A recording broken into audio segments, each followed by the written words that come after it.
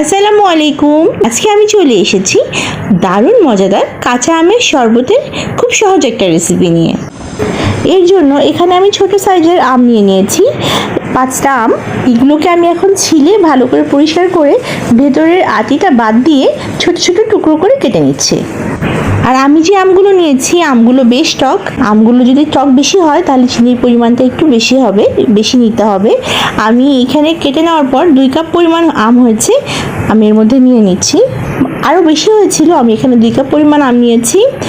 দিয়ে দিচ্ছি সামান্য বিট লবণ, মানে আধা চা চামচ পরিমাণ বিট লবণ দিয়ে দিচ্ছি। আর 1/4 কাপ চিনি দিয়ে দিচ্ছি। আমের টক অনুযায়ী চিনির পরিমাণটা নির্ধারণ করতে হবে। ছোট সাইজের 2টো কাঁচামরিচ দিয়ে দিচ্ছি। ঝাল বেশি হলে কিন্তু ভালো লাগবে না। আমার মরিচটা খুব কম ঝাল ছিল, এই জন্য আমি 2টো দিয়ে দিচ্ছি। সামান্য লেবুর রস দিলাম আর দিয়েছি 5-6 টুকরো পুদিনা পাতা। পুদিনা পাতার ফ্লেভারটা খুব বেশি স্ট্রং হয়, খুব বেশি দিয়ে ফেললে কিন্তু আমের ফ্লেভারটা নষ্ট হয়ে যাবে।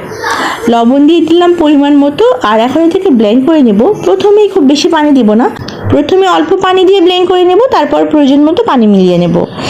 আমার আমটা ব্লেন্ড করা হয়ে গেছে, এটাকে এখন ভালো মতো ছেঁকে নিতে হবে। তারপর এটাকে আমি বরফ দিয়ে সার্ভ করছি আর ডেকোরেশনের জন্য একটু লেবু দিয়ে দিচ্ছি।